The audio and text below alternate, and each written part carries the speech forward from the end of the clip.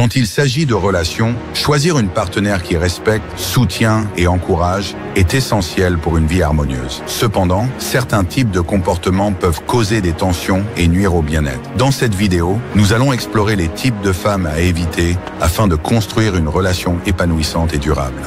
Point 1. La manipulatrice. La manipulatrice utilise la ruse et les tactiques émotionnelles pour obtenir ce qu'elle veut. Elle peut souvent adopter des comportements de contrôle subtils, comme la culpabilisation ou le chantage émotionnel, pour influencer ses partenaires. Ce type de personne ne respecte pas les limites des autres et risque de te faire perdre confiance en toi. Il est crucial de reconnaître ce comportement pour éviter une relation où tu te sens constamment manipulé ou contrôlé.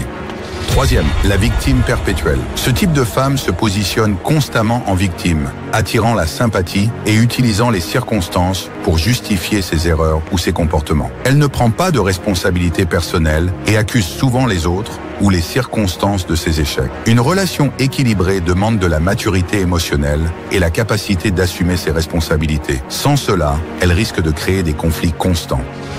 2. L'éternelle insatisfaite. Rien ne semble jamais suffisant pour elle. L'éternelle insatisfaite est constamment à la recherche de plus, que ce soit en matière de finances, de validation ou d'attention. Elle peut te faire sentir que tes efforts ne sont jamais à la hauteur, ce qui est épuisant et démoralisant sur le long terme. Les relations doivent être équilibrées et si tu te retrouves à toujours essayer de combler un vide chez elle, cela peut devenir rapidement toxique.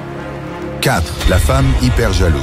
La jalousie est un sentiment naturel dans une relation, mais quand elle devient excessive, elle étouffe la relation. Une femme excessivement jalouse peut te surveiller constamment, douter de ta fidélité sans raison et te faire sentir coupable pour des choses anodines. Cela mène souvent à une relation pleine de tension et de méfiance. La confiance est essentielle et sans elle, la relation devient insoutenable.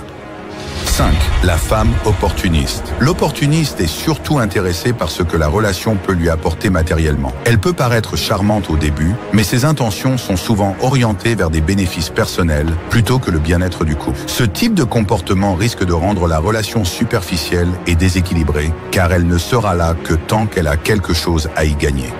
6. La femme négative. La négativité constante peut être épuisante et décourageante. Une femme qui critique tout, qui se plaint souvent et qui voit toujours le côté sombre des choses risque d'affecter ton propre bien-être mental. La positivité est essentielle pour une relation épanouie et un partenaire qui encourage et motive est précieux. Si elle t'entraîne vers le bas avec sa négativité, il est peut-être temps de reconsidérer la relation. Toutes les relations ont leurs défis, mais reconnaître ces comportements tôt peut te protéger et t'aider à construire une vie amoureuse plus sereine et équilibrée. Prends le temps de choisir une partenaire qui respecte tes valeurs et encourage ton épanouissement. Commente ci-dessous avec les qualités que tu recherches chez une partenaire et abonne-toi pour plus de conseils relationnels. Les relations doivent être un échange réciproque, où chacun prouve son attachement par ses actions et son engagement. Faire travailler l'autre pour la relation ne signifie pas de créer des obstacles, mais d'encourager un investissement mutuel pour bâtir un partenariat solide et équilibré. Commente ci-dessous si tu penses que l'investissement mutuel est essentiel pour une relation épanouissante. Et abonne-toi pour plus de discussions sur les dynamiques relationnelles. 1. Les cerveaux masculins et féminins traitent les émotions différemment. Les femmes et les hommes ressentent des émotions similaires, mais les circuits neuronaux impliqués dans le traitement émotionnel présentent des différences subtiles. Selon une étude de l'Université de Cambridge, les femmes tendent à utiliser davantage les régions du cerveau associées à la mémoire émotionnelle et à l'empathie, tandis que les hommes utilisent dans des zones qui favorisent une réponse analytique. L'amygdale, qui gère les réponses émotionnelles, a une connectivité plus développée chez les femmes vers les régions de traitement social. Cela pourrait expliquer pourquoi les femmes expriment souvent leurs émotions de manière plus complexe et sont généralement perçues comme plus empathiques. 2. Réaction face au stress. Combat ou fuite versus tend and befriend.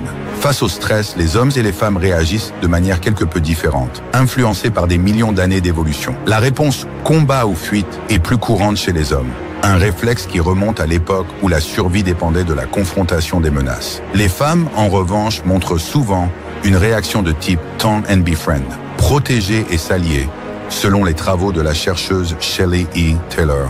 Cela les pousse à chercher le soutien social pour diminuer le stress et à renforcer les liens sociaux dans des moments difficiles.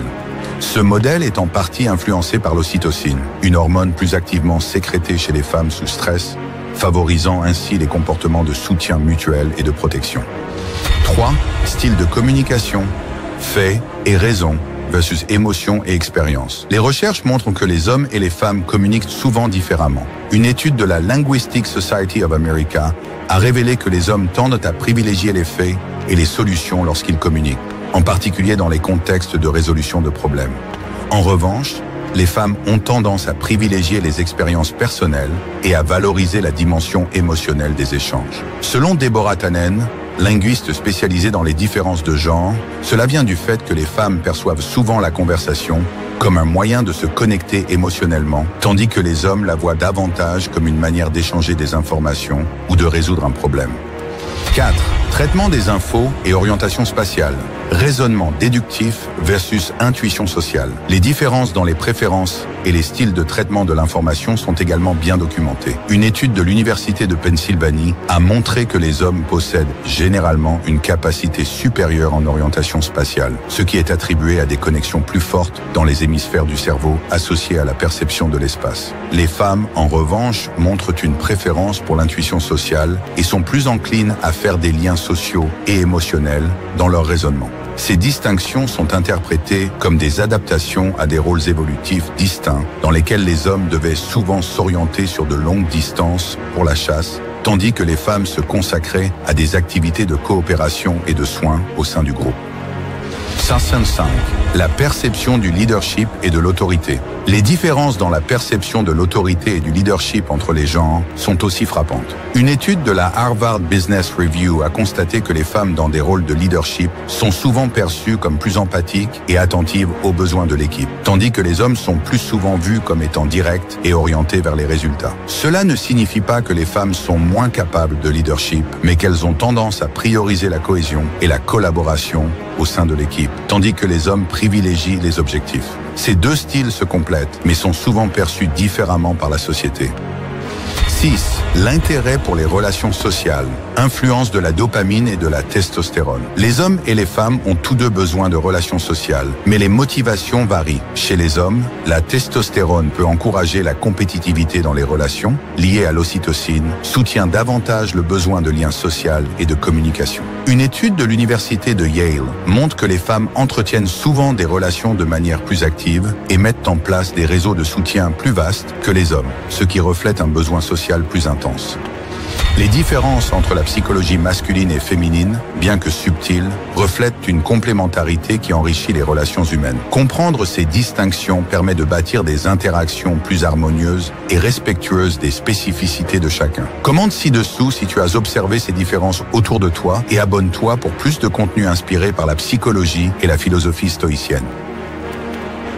Dans les relations, il est courant de voir les hommes faire des efforts pour prouver leur valeur, inviter à des rendez-vous, offrir des cadeaux et montrer leur engagement. Souvent, la femme n'a qu'à dire oui sans prouver de manière équivalente son attachement ou son investissement. Dans cette vidéo, nous allons explorer pourquoi il est important que les deux partenaires s'investissent dans une relation et pourquoi une femme doit aussi prouver sa valeur. Une relation saine repose sur un équilibre où chacun fait des efforts pour nourrir et renforcer le lien. 1. Les hommes investissent souvent massivement pour impressionner.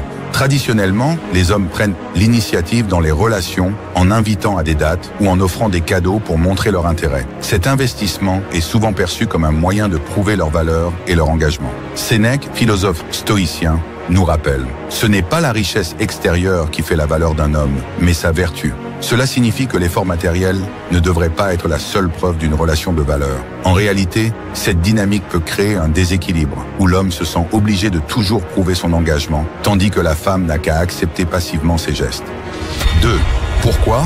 Une relation doit être réciproque. Une relation équilibrée repose sur un investissement mutuel. Il est important que la femme prouve aussi son attachement par ses actions. Dans un partenariat, chacun doit démontrer son engagement, non seulement par des mots, mais par des actes. L'équité émotionnelle permet de bâtir des bases solides et d'éviter les ressentiments. Lorsque la femme prouve aussi son investissement, que ce soit par des attentions, du soutien ou des gestes d'affection, elle montre qu'elle considère la relation comme un effort commun. Cela renforce le lien et crée une véritable complicité. 3. Le danger d'une relation déséquilibrée. Lorsque l'homme investit trop dans une relation sans réciprocité, cela peut créer un déséquilibre émotionnel et affectif. Il peut commencer à ressentir que ses efforts ne sont pas valorisés ou à se demander si la femme est vraiment attachée à la relation. Ce déséquilibre est souvent source de frustration et de conflits. Sun Tzu, dans l'art de la guerre, écrivait « Ne te bats pas une bataille que tu es certain de perdre ». Dans le contexte des relations, cela signifie qu'il est inutile de s'investir lourdement sans voir de signes concrets de réciprocité. Pour qu'une relation soit épanouissante, elle doit être nourrie des deux côtés. 4. Comment amener la femme à prouver son attachement? Il ne s'agit pas de manipuler ou de jouer des jeux, mais de créer des situations où la femme montre son intérêt et son investissement. Au lieu d'offrir trop facilement des cadeaux ou des sorties, laisse-la aussi prendre des initiatives. Cela peut être aussi simple que de suggérer un rendez-vous, d'organiser une sortie ou de montrer son affection à travers de petites attentions. En invitant la femme à faire un effort pour te connaître et passer du temps avec toi, tu construis une relation plus équilibrée et basée sur la réciprocité. 5. Valoriser les actions plutôt que les paroles. Il est facile de dire des mots doux ou de promettre un engagement, mais ce sont les actions qui comptent vraiment. La philosophie stoïcienne nous apprend que les actes ont plus de valeur que les promesses. Dis peu, fais beaucoup. Il est important d'observer non seulement ce que la personne dit, mais ce qu'elle fait pour la relation. Si elle fait des efforts pour être présente, pour t'écouter et pour participer activement à la relation, c'est un signe positif de son attachement et de sa volonté de construire quelque chose de durable. 6. Encourager un investissement réciproque dans la relation.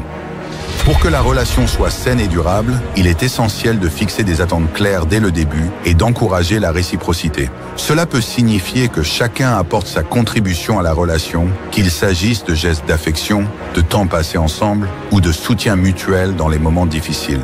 Une relation équilibrée se base sur le respect et l'admiration mutuelle, où chaque partenaire montre son investissement sans que l'un des deux se sente obligé de toujours prouver sa valeur. Les relations doivent être un échange réciproque, où chacun prouve son attachement par ses actions et son engagement. Faire travailler l'autre pour la relation ne signifie pas de créer des obstacles, mais d'encourager un investissement mutuel pour bâtir un partenariat solide et équilibré. Commente ci-dessous si tu penses que l'investissement mutuel est essentiel pour une relation épanouissante. Et abonne-toi pour plus de discussions sur les dynamiques relationnelles. Trouver la bonne personne pour partager sa vie est l'une des décisions les plus importantes que l'on puisse prendre. Dans cette vidéo, nous allons explorer les critères essentiels pour choisir une femme avec qui construire un avenir solide et harmonieux. De la compatibilité émotionnelle aux valeurs partagées, voyons ensemble ce qui importe vraiment. Share your heart. Partager des valeurs communes. Les valeurs sont le socle de toute relation durable. Elles influencent la manière de gérer les défis, d'élever des enfants et de prendre des décisions importantes. Choisir une partenaire qui partage tes valeurs t'assure un alignement profond, réduisant les conflits sur des sujets fondamentaux comme la famille, le travail et les responsabilités. Sans valeurs communes, des désaccords sur ces éléments de base peuvent survenir et éroder la relation. 2.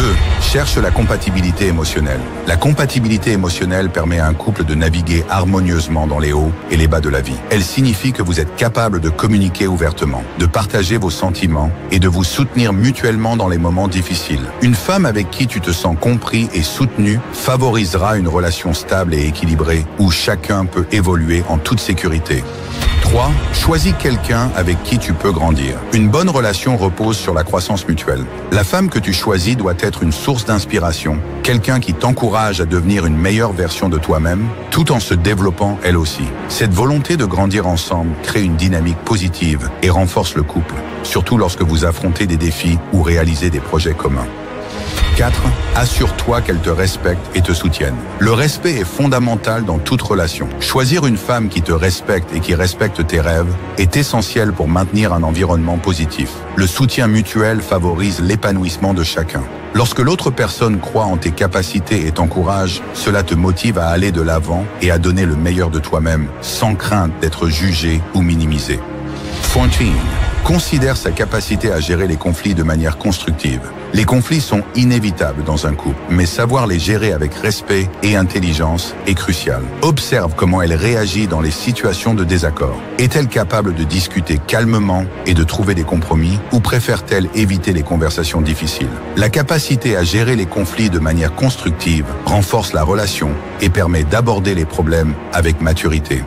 6. Cherche une connexion sur le plan des ambitions et projets de vie. Une relation durable se construit plus facilement lorsque les deux partenaires ont des objectifs et des projets de vie compatibles. Cela ne signifie pas que vous devez avoir les mêmes passions, mais que vous êtes alignés sur des aspects clés comme la carrière, les voyages ou le type de vie que vous souhaitez. Choisir une femme dont les aspirations rejoignent les tiennes vous permettra de bâtir un avenir commun plus serein et satisfaisant.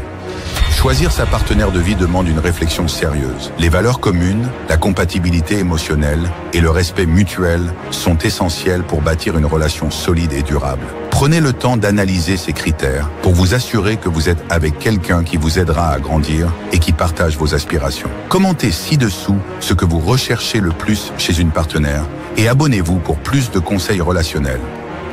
T'es-tu déjà retrouvé face à une porte qui se ferme brutalement pour réaliser plus tard que c'était la meilleure chose qui pouvait arriver? Le rejet, souvent douloureux, peut devenir ton meilleur allié si tu choisis de le voir comme un tremplin. Comme le disait Marc Aurèle, ce n'est pas les événements qui nous troublent, mais notre jugement sur eux. Dans cette vidéo, nous allons découvrir 13 leçons puissantes pour transformer le rejet en moteur de réussite personnelle et grandir à travers l'adversité. 1. Ignore-les et concentre-toi sur toi-même.